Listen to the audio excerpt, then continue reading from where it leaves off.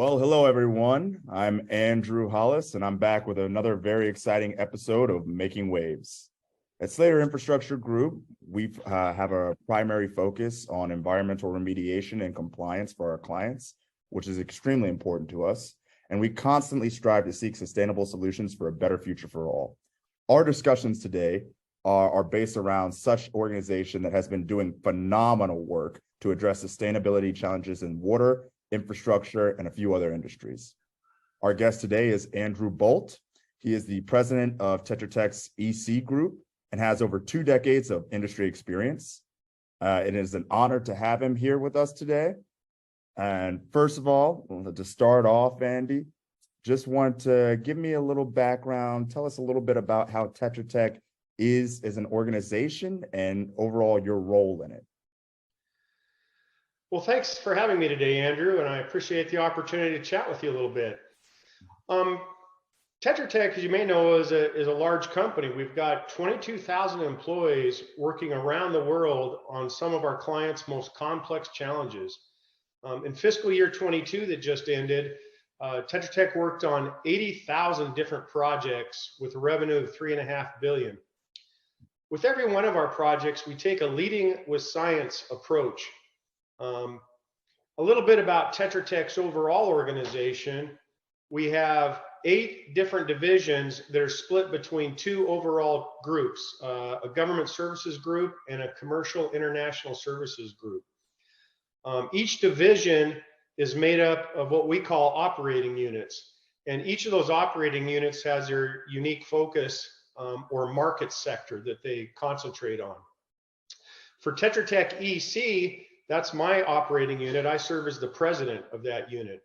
And we focus on providing remediation and environmental construction to both commercial and government clients. We're very much a project-focused group. We only have about 30% of our people physically sitting in an office. The rest of our folks are all out on project sites.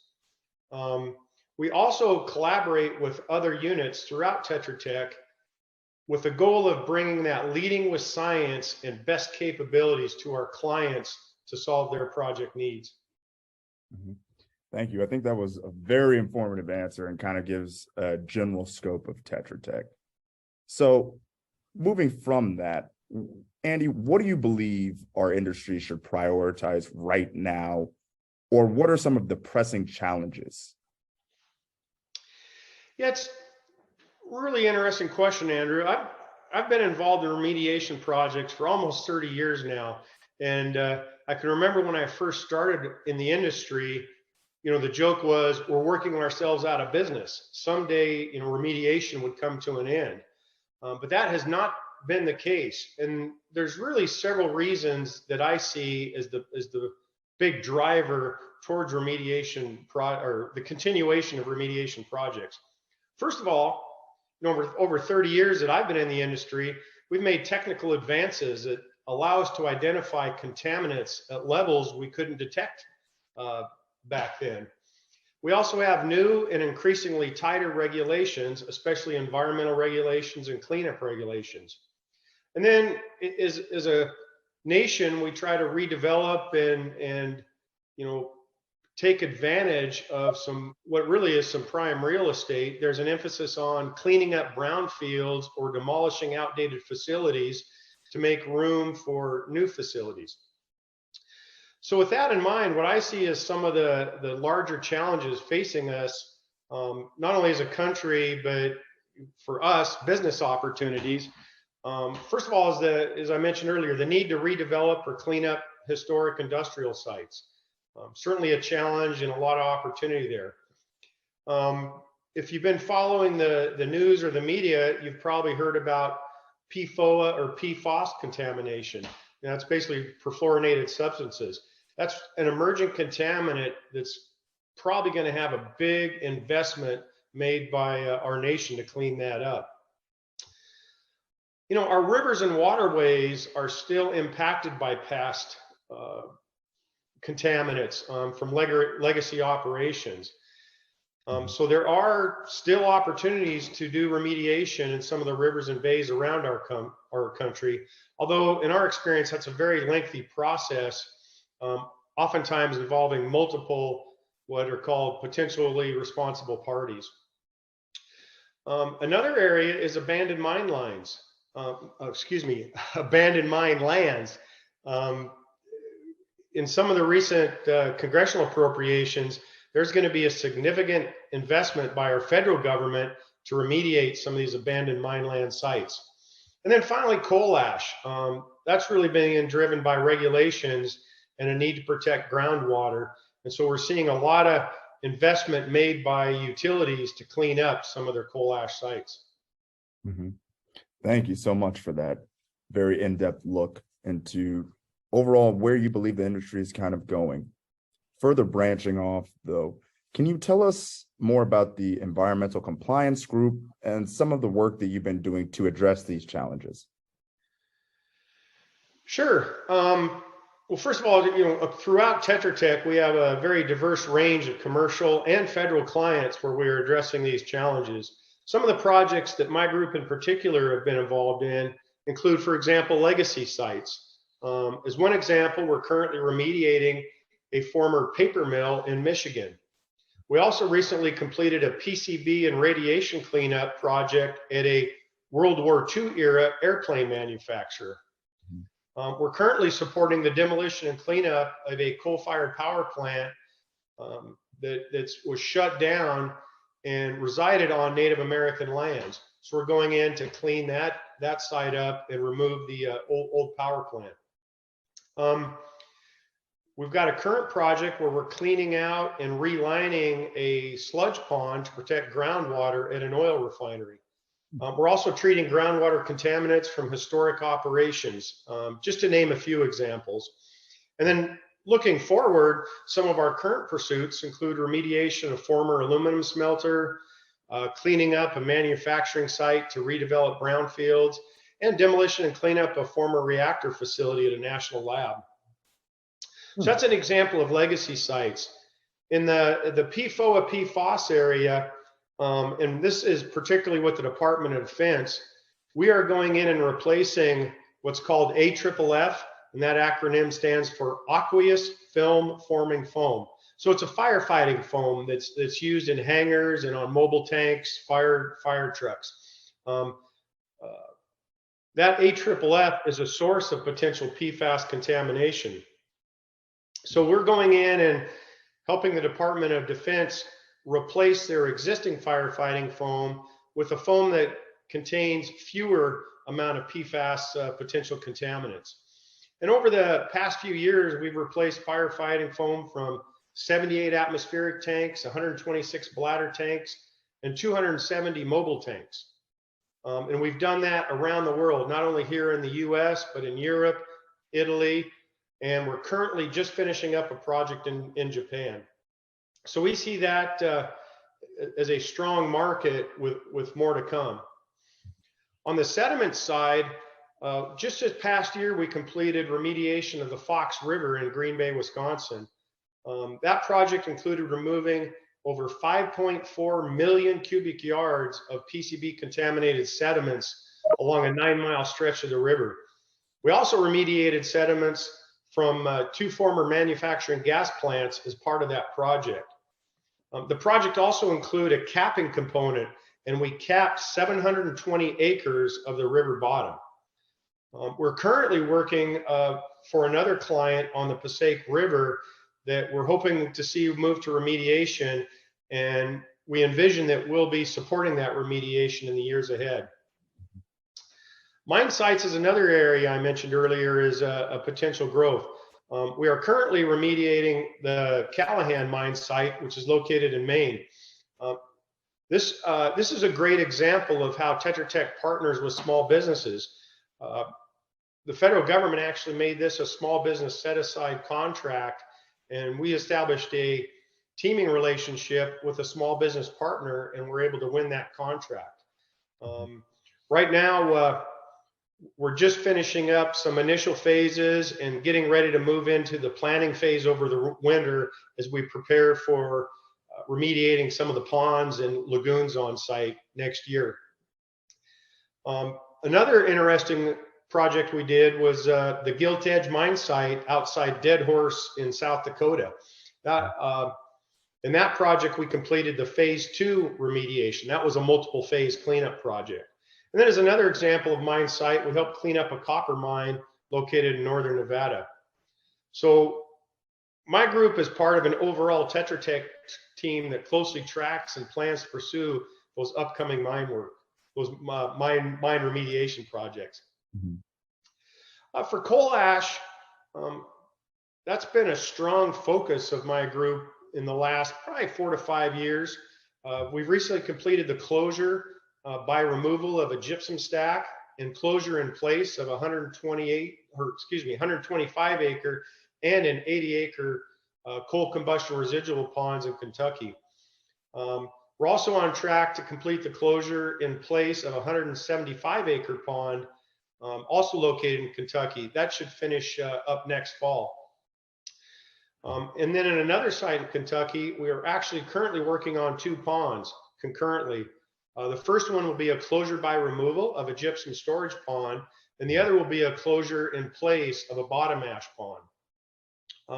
Another exciting job is a job we're doing in North Carolina, where we are performing closure by removal of a pond, but we're partnered with another contractor that our client has, where we're taking that ash, removing it from the pond, and then we turn it over to be further processed and sold for beneficiation. So fly ash is being used from that site in the concrete industry. Concrete industry has a big demand for fly ash, and we'll talk a little bit about that later if you want to get into that. Mm-hmm.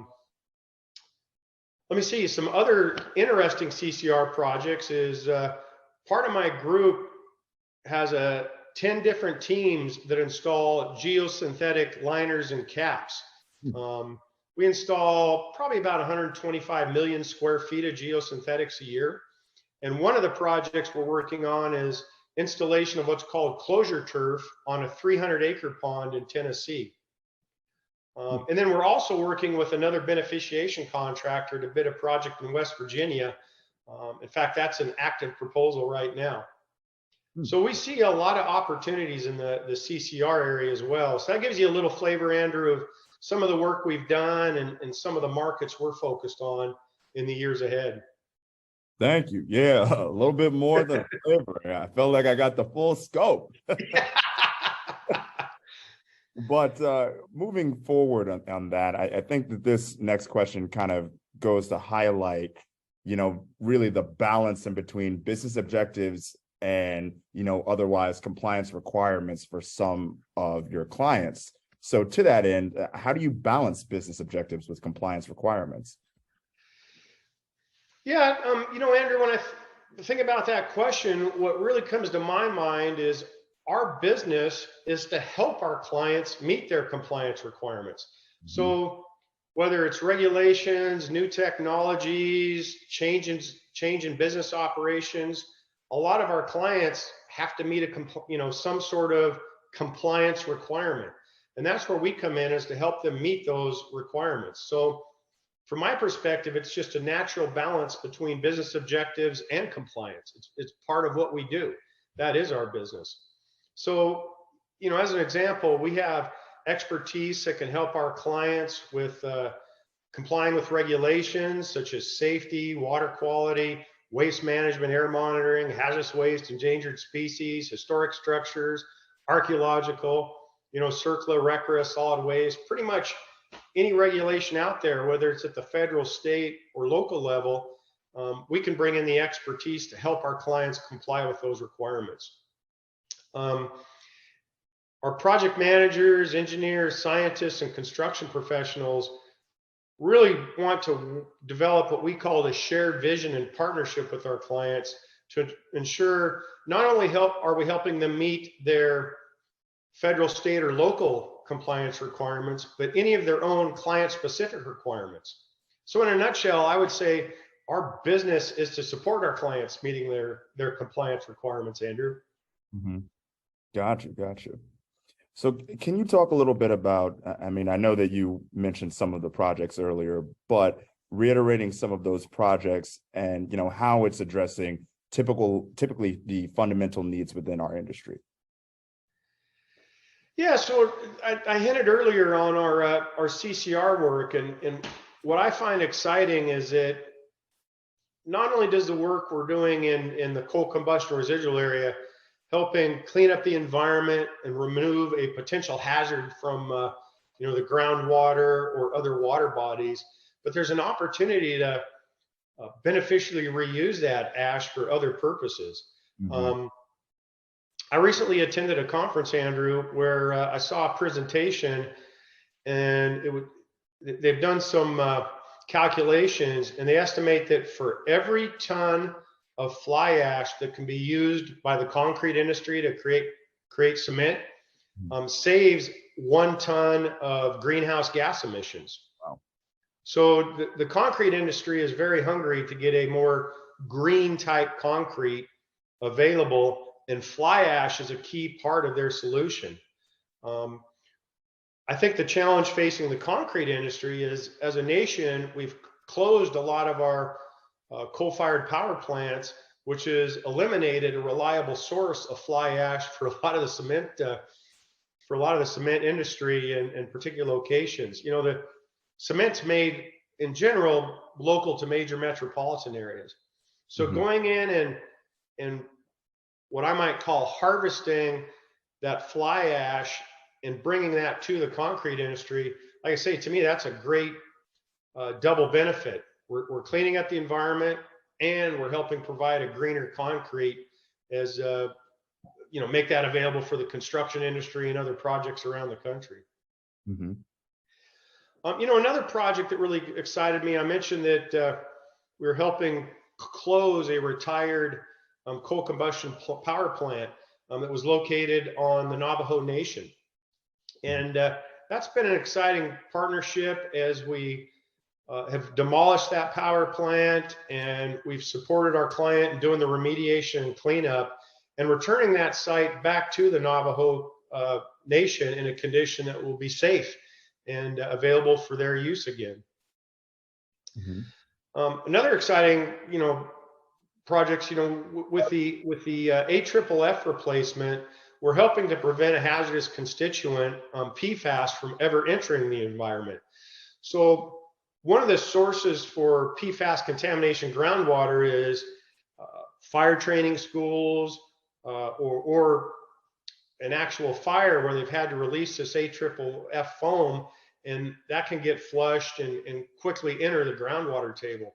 So by replacing that foam, we're helping eliminate, or at least reduce at this point, a very real potential hazard to our groundwater. Mm-hmm. And then, we have a long history of doing work for the federal government, and particularly the Department of Defense. And we've done a lot of really neat projects there.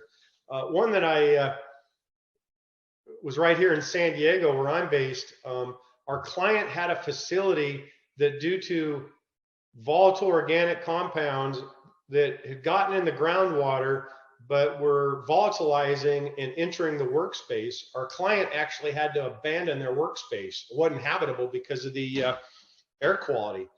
We were able to go in, make some improvements to their soil vapor extraction system, and seal up a lot of the cracks and the building itself, tighten that building up to make it safe to reoccupy by their workers. So that was a pretty neat project.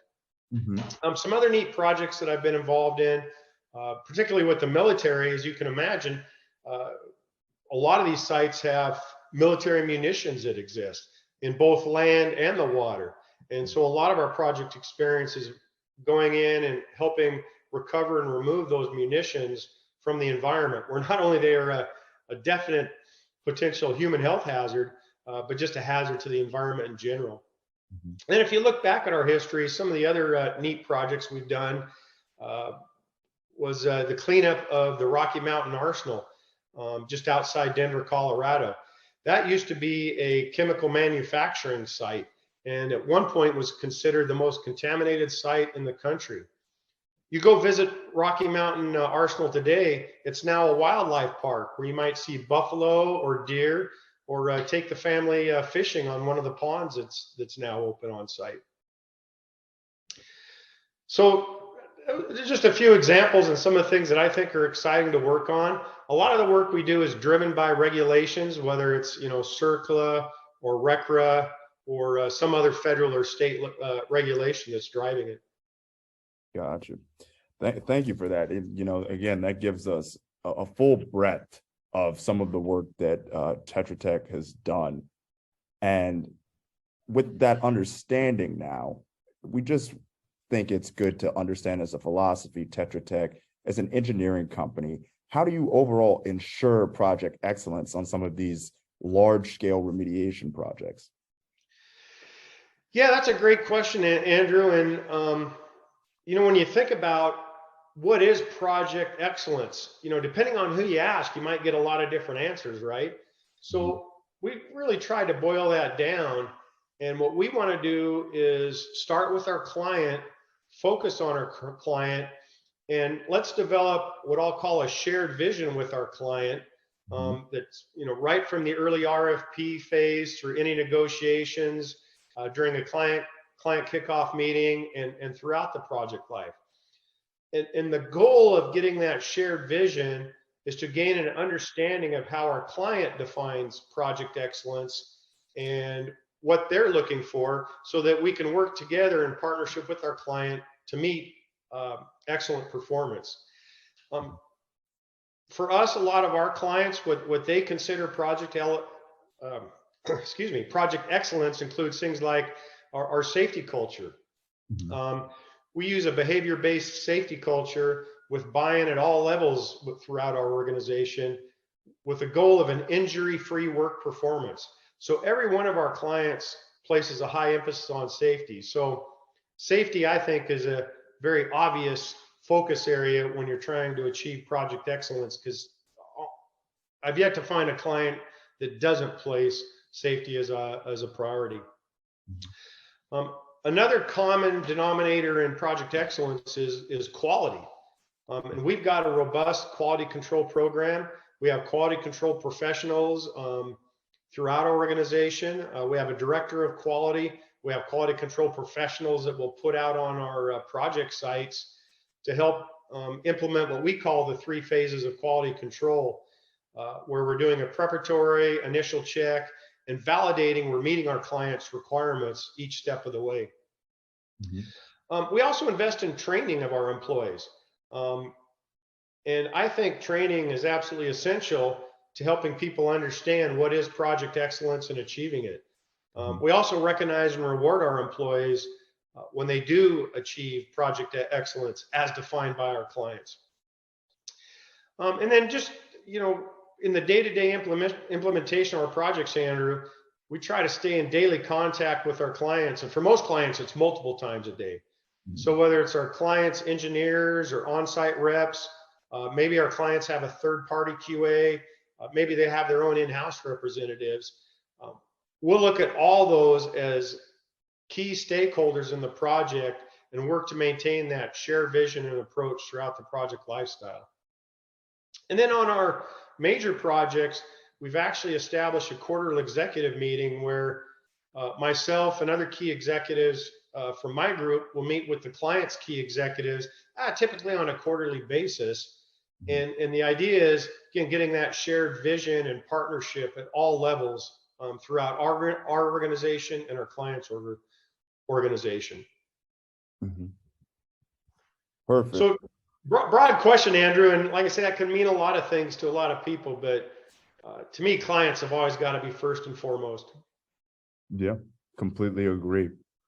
So given that focus on, client excellence, service excellence, and quality, one of the other key aspects that I wanted to get to today, Andy, was how Tetra Tech as an organization promotes sustainable practices to your clients. Yeah, another good question, Andrew. So Tetra Tech formalized what I feel is a long-term commitment to sustainability by formally establishing a sustainability program in 2010. We have corporate-wide sustainability goals. We've created a governance structure, and we've implemented policies and best practices throughout Tetra Tech. We even do an annual assessment to help facilitate continuous improvement of our sustainability program. So, as part of Tetra Tech's sustainability program, we've also established, and this is a goal that Tetra Tech set for itself, what we call the 1 billion people challenge. And that's a challenge we've set for ourselves to impact the lives of 1 billion people around the world by 2030 to create a more resilient and sustainable communities. And as part of our annual assessment, we have a little thermometer that kind of tracks our attainment towards that $1 billion goal, 1 billion people goal, excuse me. And our recent report card shows us having impacted 411 million people so far through our work. So that's kind of the big picture about the program, but what does that really mean? How do we implement that on a daily basis? So our sustainability program really takes on what we call the 4P approach. That's projects, procurement activities, processes, and people. And I'll just touch on them in that order. So for projects, the types of projects we do contribute to reducing energy and greenhouse gas emissions, improving water conservation, and restoring resources, and improving process efficiency. So that's the big picture Tetra Tech goal. For my particular group within Tetra Tech, it's that restoring resources is really what a lot of our remediation projects are doing. For the second P, procurement activities, we do purchases that encourage sustainability by changing priorities, using Tetra Tech's negotiating position to purchase more sustainable products, and influencing the vendors we use for projects and corporate resources. On the processes part of the 4Ps, we have programs and policies that encourage sustainable practices, such as electronic reporting, recycling, alternative modes of transportation. And then finally, and I think the most important part of any process, and the most important part of the 4Ps is people. So we have employee-supported activities that we do to contribute to sustainability around the world. We have folks that participate in Engineers Without Borders. A lot of our people participate in Bike to Work Week.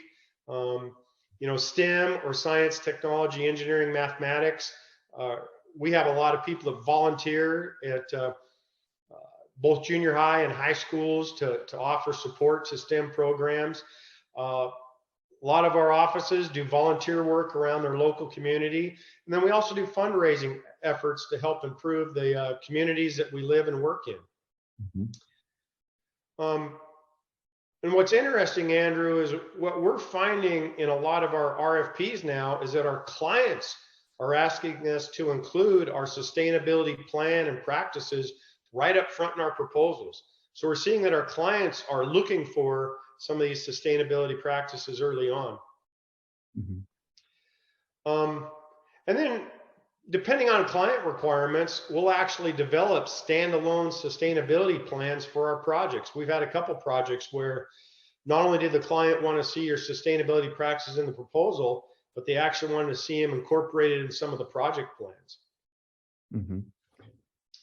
And that's very interesting, because I think it points to Tetra Tech's focus on being a very responsible corporate citizen. And it focuses really just on an industry-wide scale, how clients are requiring now the potential people that are awarded their projects to be more responsible corporate citizens. So very, very heartening to hear Tetra Tech taking such a significant step to really outplay some of their competitors in impact to local communities.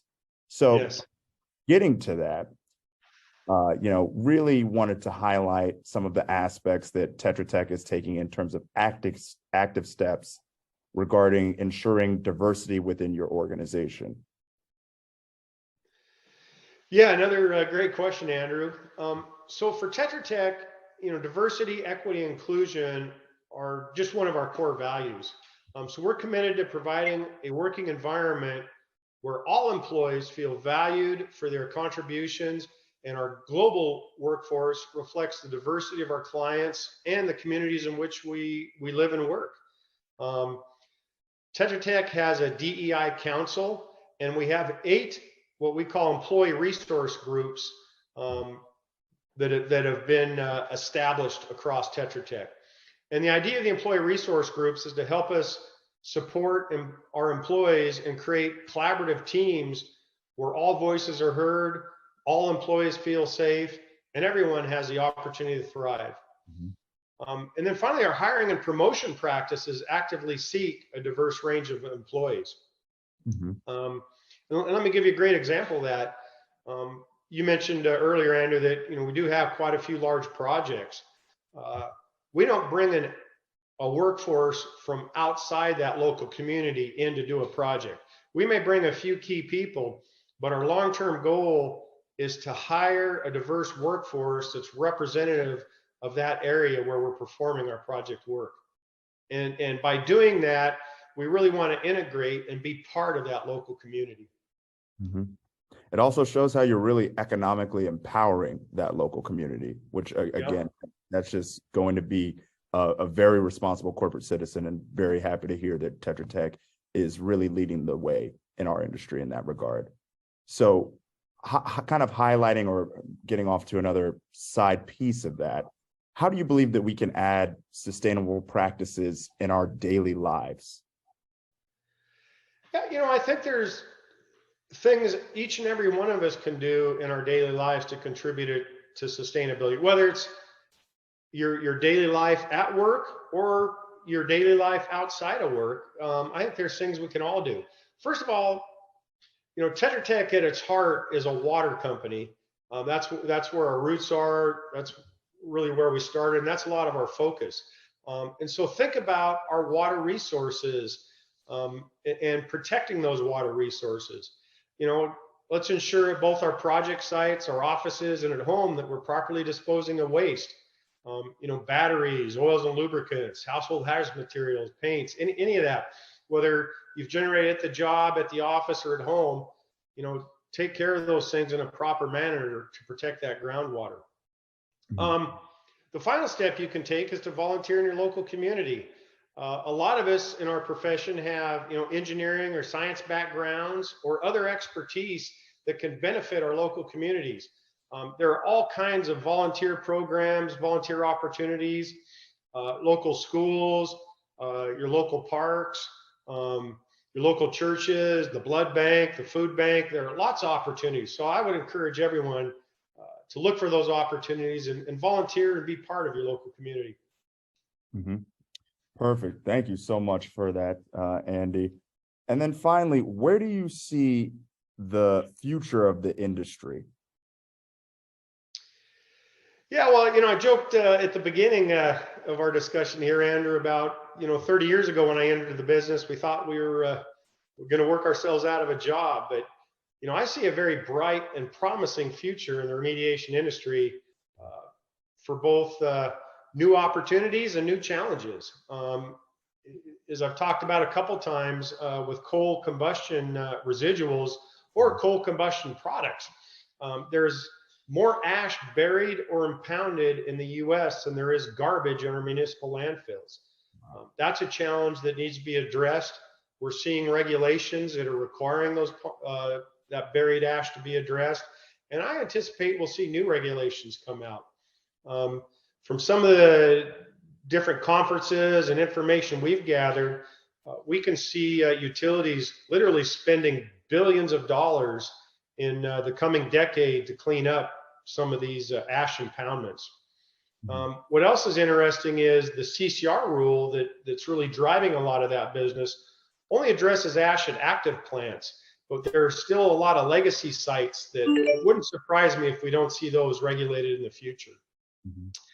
I mentioned abandoned mine lands and the investment the federal government's going to make. That's going to be, additional billions of dollars. They're going to be spent helping clean up and close some of the former mine sites around our countries.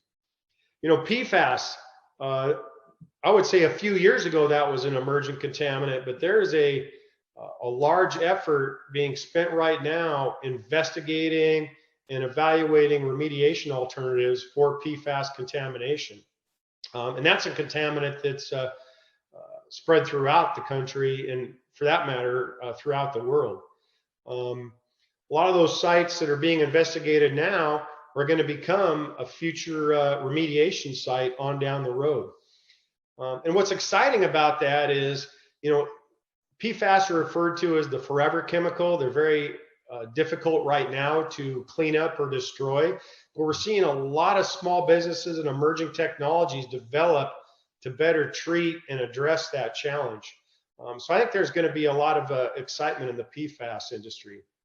Mm-hmm. And then, as far as the industry goes, while the federal government itself has made significant progress in cleaning up contaminants from past activities, I still see a lot of new bid opportunities coming out from the government for different types of cleanup projects. So I'm very optimistic and very excited about the future, Andrew. Well, hey, that's what we like to hear, especially as we're moving forward to grow within the industry.